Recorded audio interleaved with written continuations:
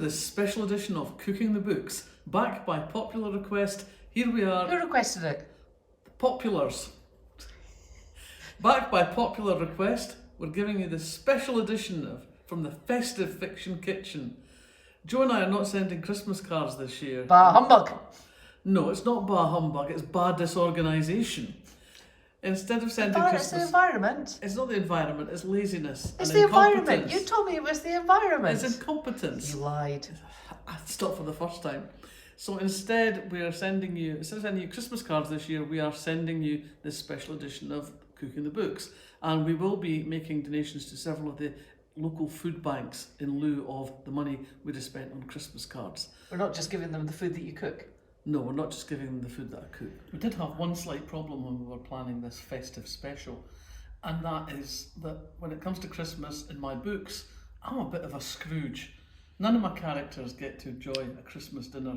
Even Ali Burns in 1979, which begins right at the beginning of 1979, doesn't get to go back in their memory to her Christmas dinner. We get plenty of New Year treats, but that wouldn't really work for a festive Christmas special. But then I remembered that in my short story collection, Christmas is Murder, I have a story called Holmes for Christmas, which features a Christmas dinner between Sherlock Holmes, Dr. Watson and Mrs. Hudson in full Edwardian splendour. You can imagine 15 courses and enough food to feed the entire Cratchit clan for a month. And so I picked something that I feel absolutely certain would have featured in their Christmas spread. What's it going to be though? That's the question. I know you're asking. Just have to wait and see. This is actually the hardest programme to make of the year because there's such a plethora of things to choose from. Lovely, lovely things that we all enjoy eating at Christmas time. There's mince pies, there's panettone, there's... Take that sprout away. We're not doing sprouts. But it's the best Christmas food. It's not. Pigs in blankets were lovely. We did those last year. We did the pigs in blankets last year and we loved them. Some people are still struggling with the after effects of watching that. Indeed. I've heard from several of our viewers that they've been unable to face sausages since they saw me stroking them into their skins. So we're not doing the pigs in blankets. I think you were gently encouraging them. Yes, I was gently encouraging them. And if you missed it and you want to see it, it's still up there on the YouTube. So you can catch it if you missed it, and that'll put you off your sausages for this year. So what we're going to do this year, we talked about it long and hard. Joe, we're not doing sprouts. After all, what can you do with a sprout? Don't answer that. Don't answer that. Sue Black once told me that in the course of a post-mortem they'd found an undigested sprout in someone's digestive tract. Okay. We're not doing sprouts. We're not doing sprouts. I hate sprouts. Those of you who are assiduous viewers of this series will know how much I hate sprouts. However, we live in a social media age, and while Jo is carefully imitating Rudolph the Red-Nosed Reindeer in the background, munching on her sprout, I'm going to explain that in these days of social media, Insta and TikTok and Snapchat and all of these kind of things that the young people know about... They're at MySpace as well. All these things that the young people do. You have to take a picture of your Christmas dinner, of course. And it's slightly problematic. It's slightly problematic if you don't have sprouts on the plate. People think you're a bit weird or there's something wrong with your idea of what a Christmas dinner should be. True. So I have given this matter some thought and I have come up with a solution that will make your festive plate look as if it is complete with sprouts, even when it's not. So how do you imitate a sprout? So, I'm not even going to try that one. But what I am going to do is I'm going to make something that will end up on your plate looking like a sprout when you take a photograph of it and tasting absolutely delicious as opposed to that half-chewed scrawny thing that Jo keeps waving at the camera. So, you start with a saucepan. To boil the water to put your... I don't like boiled sprouts. And, well, it's the middle of December, obviously. This is when you put the water on to cook your sprouts. I think I had aunts that did that. So in goes 250 mils of water. So what are you making? You're not telling the lovely viewers. Well, it'll become clear as we go along. And 85 grams of butter. And they are going to go into the pan. So you're expecting people just to go with you without them even knowing what it is you're cooking? Yeah, yeah. So These are going in the pan, and the pan is going on the stove. So now I'm actually filming butter melting. Better than paint drying. I like some butter. God, this picture though makes the alga look very dirty. I'm going to stop recording now.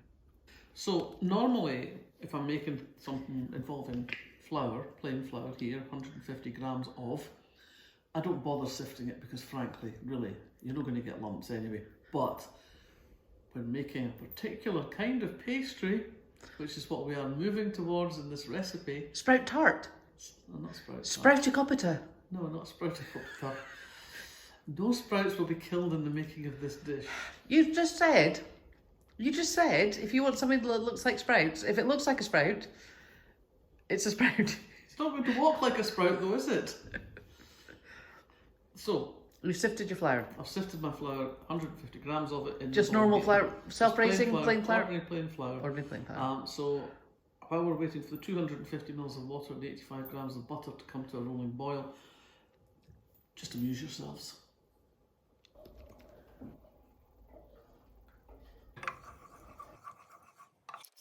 You'll see that the water and the butter are now coming to what we technically call a rolling boil. And this is an important element in the production of choux pastry. People think choux pastry is a really difficult thing, particularly if you've watched Bake Off and seen people make a disaster of it.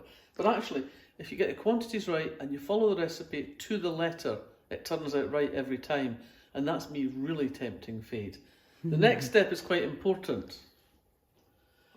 As I said, I sifted my flour because you want it to go in nice and smoothly. And unlike most recipes where you add the dry ingredients slowly, with choux pastry, you shoot the flour in all in one, and then you stir it like mad. Just as well we didn't have to redo that, eh? Aye. Oh, it doesn't look altogether nice. You have to stir it vigorously to make a smooth paste. And then you keep stirring it, because what you want to do is to cook it, effectively to cook the flour, so you don't get the taste of raw flour in your finished dish. You batter it about, and I have to tell you, I had hand surgery this autumn, so it's actually quite heroic of me to be doing this recipe at this particular time of the year, because my hand's not completely healed yet, so, you know, loads of sympathy please. Now you're on the, sympathy. You're on the hot ring there. Yeah. Okay. And this is an aga, so it's very hot. So the equivalent would be full on gas. Yeah, pretty much full on. You see this, what you want is for this to be coming together. Looks like Play-Doh. It's like Play-Doh is a good analogy.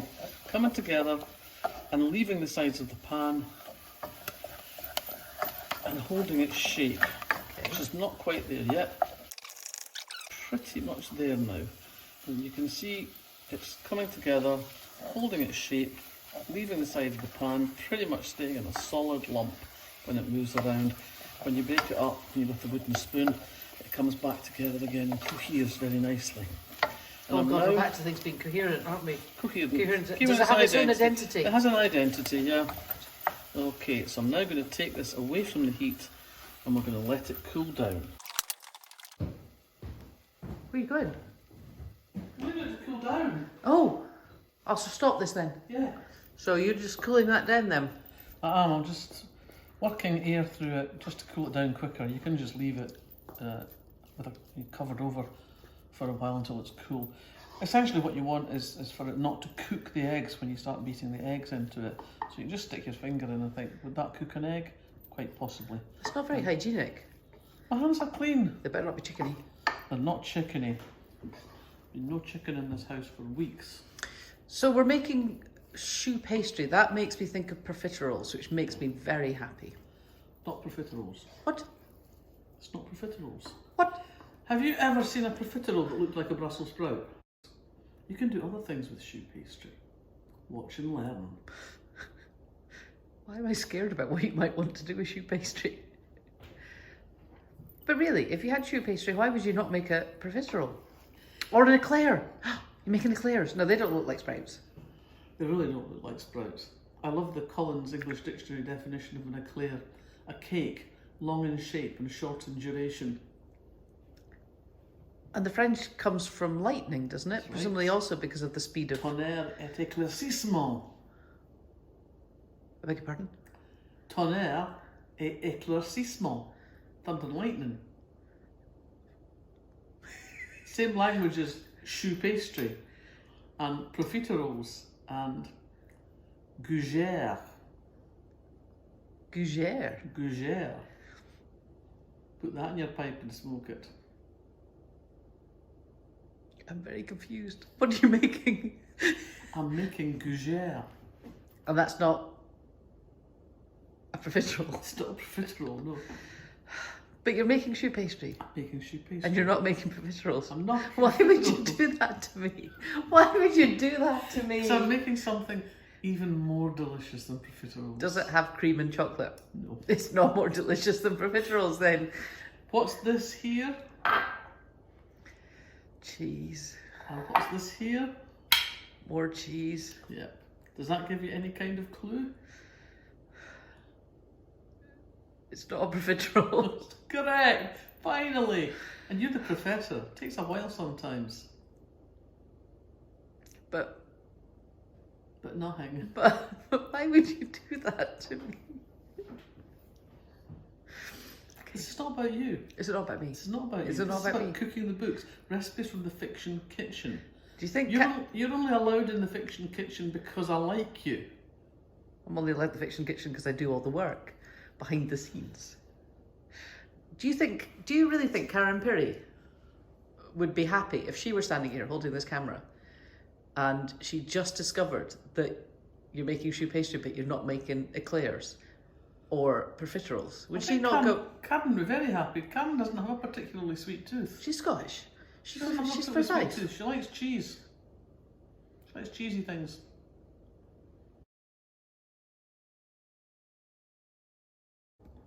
What's happening here? What's happening here is this is, I think, just about at the point where I can start incorporating the eggs. So I'm taking an egg. Enough. Well, enough is an egg is enough is enough. Enough is enough. Enough is enough. I would put it in, crack it into the bowl first. We've had some dodgy eggs recently. Put it in the butter bowl. Well, after doing all that, work, it'd be terrible if you then had to start again from scratch. So in goes number one egg, and we beat it like mad to incorporate it into the dough. But you can see how it's becoming coherent and all one, so that the egg is not separate any longer from the basic dough. It becomes quite hard to work as you go on. Now we do another egg. I wish I was one of these people who could like break an egg one-handed. Please don't try. I'm the one that has to clean the kitchen afterwards. So when did you learn to make choux pastry then? I learned to make choux pastry in the 1980s when it was fashionable to have dinner parties. People would come over for dinner and you'd cook interesting things, and I started to make profiteroles as my kind of specialty dessert. You've never made me a profiterole the whole time. We've been together for years. I know. And you've never made me a profiterole. I know. And now you taunt me with Yeah. something that's nearly a profiterole, but apparently is not going to be a That's right. profiterole. Yeah, I learned how to make profiteroles and fill them with creme chantilly, another bit of Frenchness, and make a particular kind of chocolate sauce called a sauce Suchard, which is a very lovely chocolate sauce that you pour over the top of the profiteroles. Sounds lovely. Are you going to Yes. make that for me? Possibly. Now we're going to add another egg.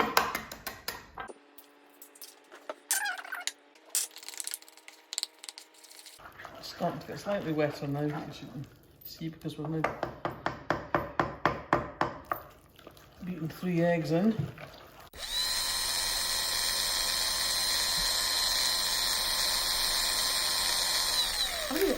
eggs are you putting in this? 4 in the main. In the pastry. main? In the pastry itself. Well, and then there's more eggs. Well, there's an egg to glaze them. Yeah, because your sprouts are well known for being glazed. So what we're getting now is a dough that is quite stiff, but it's also quite glossy. Oh, Monica would like that. She likes things glossy. Have you put in butter to elevate it? There's lots of butter to elevate it. You may not have noticed, but we had butter elevating it from the beginning. All I need now is one of the nice white jackets that Monica's got. So here we are, getting close to ready with this dough, which is quite stiff, but it's also quite glossy because of the eggs that we've beaten into it. I'm glad we're there because my hand's just a bit fallen off. So,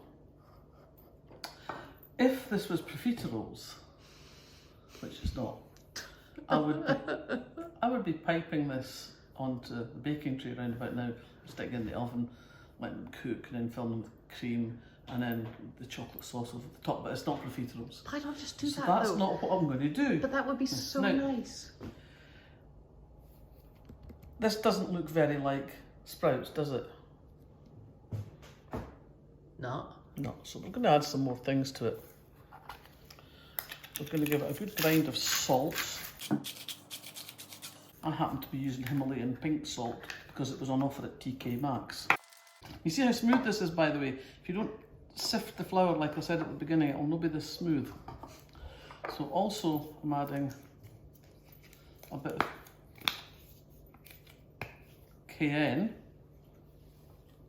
That's the cayenne, isn't it? Yeah. A bit of cayenne just to give it a wee bit of heat. You like things spicy. Now, We've even got spicy Christmas lights. we have. Frida Kahlo looking down on us in all her glory. I'm also going to add a little bit of smoked paprika. Now, you have to be careful with paprika. There are 2 kinds of paprika. There's paprika dolce, which is the smoked paprika, and there's Sweet. paprika going to rip your head off. Picante. Picante. And if you confuse the two, and you put in the amount of picante paprika that you would put in of dolce, what you will find is that nobody's going to eat your borscht because it's going to kill them. I can't believe how hot that borscht was. It's the one thing I've ever made you couldn't eat. We added everything. I did. We added yogurt, we added coconut yogurt, we added cream. I mean, we were just short of ice cream, and it was just. Yeah. I like hot food, but oh my god. It was terrible, wasn't it?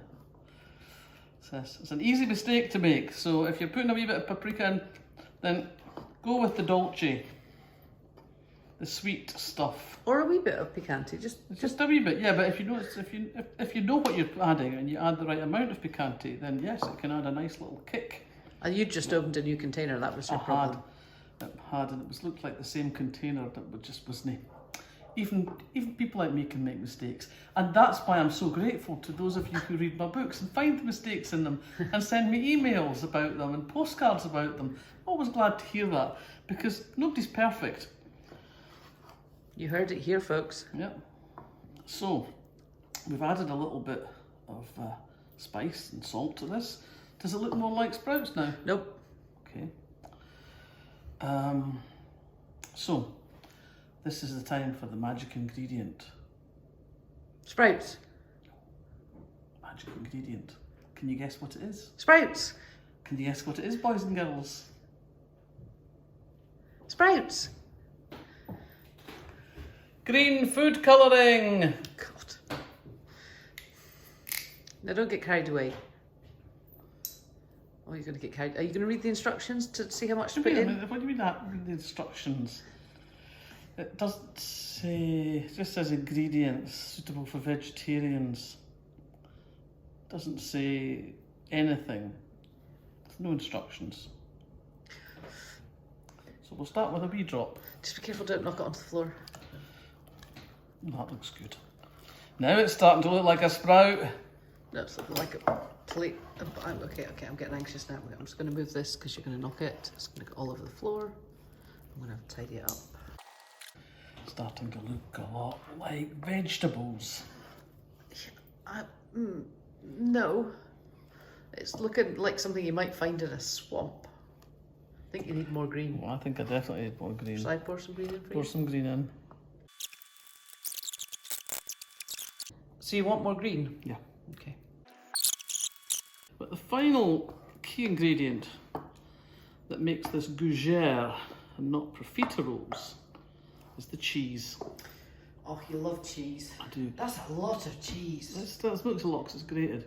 It's 140 grams of cheese of Gruyere and another 35 grams of Parmesan. That's a lot of cheese. It's not a lot of cheese. It's not a lot of cheese. I presume that was to be put in the middle of it. Let's go right through it. Runs right through it. Do you not put something inside it? Do you not No. like what? Why not? Because you don't. Because it's not a profiterole! I don't know what's wrong with you. So I'm mixing this Gruyere, which is finely grated, through the dough. Actually quite nice.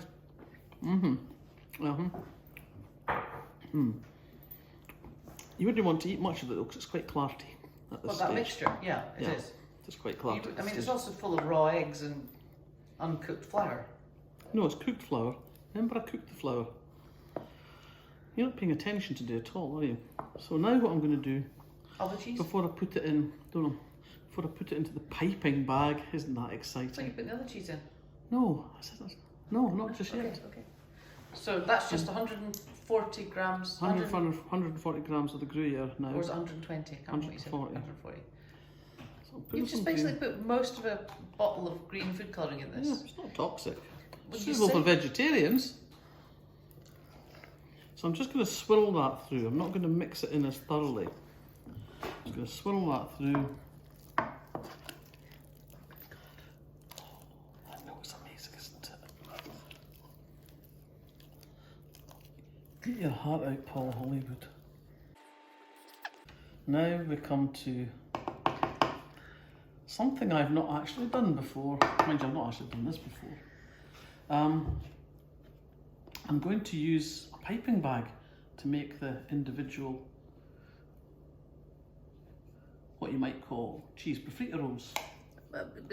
You've just spent the whole thing saying it's not a profiterole. No, I've got my piping bag that I prepared earlier.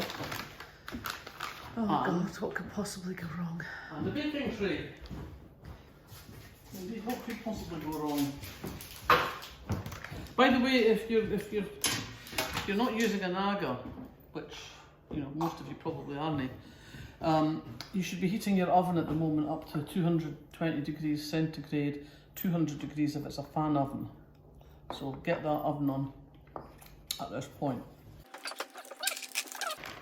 It looks so effortless when they do it on MasterChef, doesn't it? Oh God. It's a bit thick. Should it be that thick? Yes. Looks a bit lumpy as well. It's not lumpy, that's the cheese. Ideally, I need a third hand for this, but obviously there's nobody around here that's going to give me a hand. What do you want me to do? Nothing. Do you want me to hold it? Hold the piping bag. Here, I'll hold it that Thank side. you. So I don't get cut. Because if I get covered in this, we're going to have to stop. I can't get this all up. Oh, that's too big a spoonful. That's fine. See, people thought we'd hit the absolute acme with pigs in blankets. Haha. I'm covered in green stuff.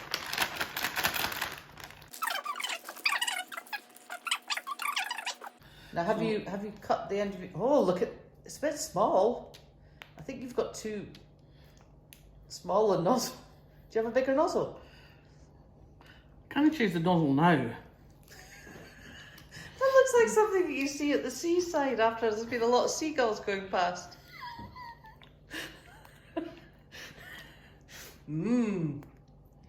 It's going to be interesting, but they're going to look like sprouts. Swear to God.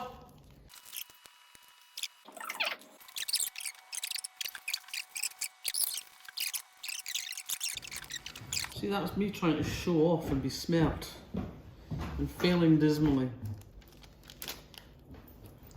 Honest to God, you should always stick to what you know. a good thing when it comes to cooking and life. Fox wanted to do this.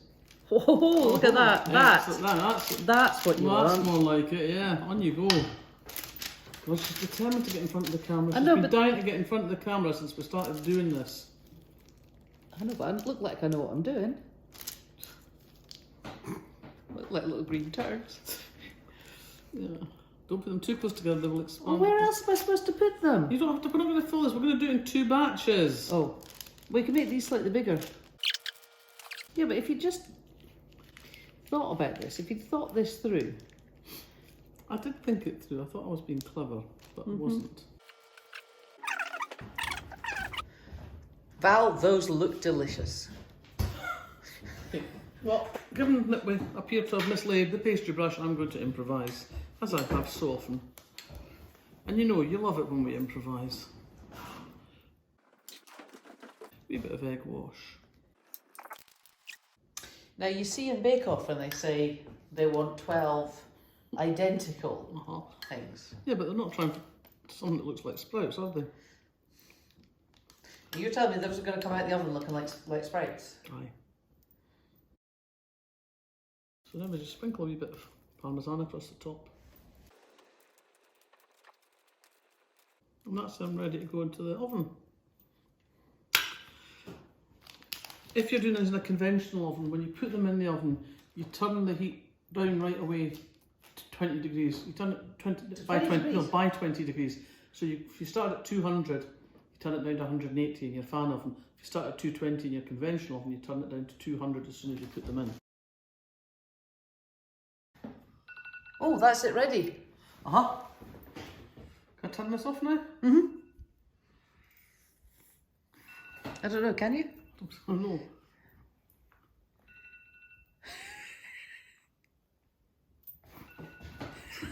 Apparently not. What have you done to my phone? I've not touched your phone. Done.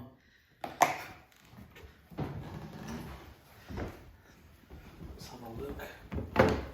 The moment of I can't see a thing. The moment of truth. Oh, look at these. Hey. These are well on the way to looking like giant sprouts. What I'm going to do now is a thing you have to do with choux pastry, which is to let the air out so that they dry on the inside and they don't just collapse. There we go. We're going back in for, I think, 5 minutes should do it.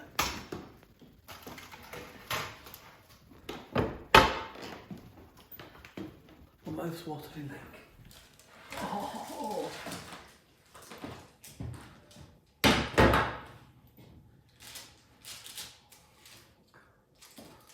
Stuck. Were you supposed to have lubricated that in some way? I think so, no.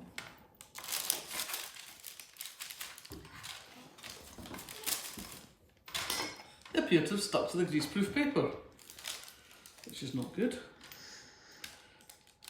Oh, your showstopper. Val, your showstopper. A showstopper. Can you slide the knife underneath them? It tastes lovely.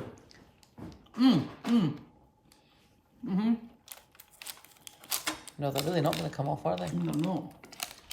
I don't understand. I don't understand that at all. Well, we do have a second batch, however. We can have another go at it. The problem with the first batch is they were underbaked.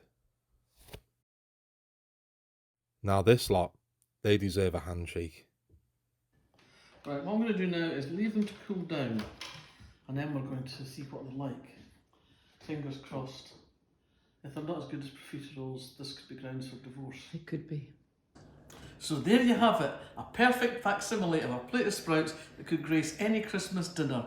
Identical in shape and form and colour. Brussels sprouts. There's only one thing missing, of course. Sprouts. There's only one thing missing, of course. The chestnuts that you'd have with your Brussels sprouts. Oh, aye. So again, I've gone for the facsimile, and I've got this packet of Maltesers here. This packet of Maltesers here that appears to have been broached. I had to make sure they were okay, they hadn't gone off. Oh. I didn't imagine Maltesers had anything to do with your cheesy things. It's like chestnuts. But which it would have been like chestnuts if you'd made, I can't remember what they're called now. Profiteroles. No, they would have been like profiteroles. Look, this is a perfect plate of Brussels sprouts and chestnuts. All you need is a little bit of imagination. And after all, what am I famous for? My imagination. You're famous for torturing people. Well, so here we are. A very Merry Christmas to all our readers and listeners. And I hope you enjoy your festive Brussels sprouts as much as we're going to. We're going to have a lie down now, aren't we? You know, you've finally completely flipped. I've broken you. We spent 3 hours making something that looks like something that we could have made in about 15 minutes if we just had sprouts. Yeah, but it tastes much nicer. I just don't know what to say, Val. So what better way to get in the mood for the festive season than sit down with a lovely festive cocktail, a spiced rum old-fashioned, and a bowl of sprouts. Oh God, they're good.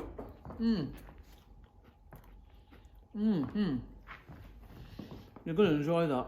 Am I? Oh, they're nice and hot. I don't know where the Maltesers went. Well, I had to take them out because the chocolate would have melted. Those are delicious. Oh, well. Hope you all have a good time over the festive season. And here's to 2022 being kind to all of us.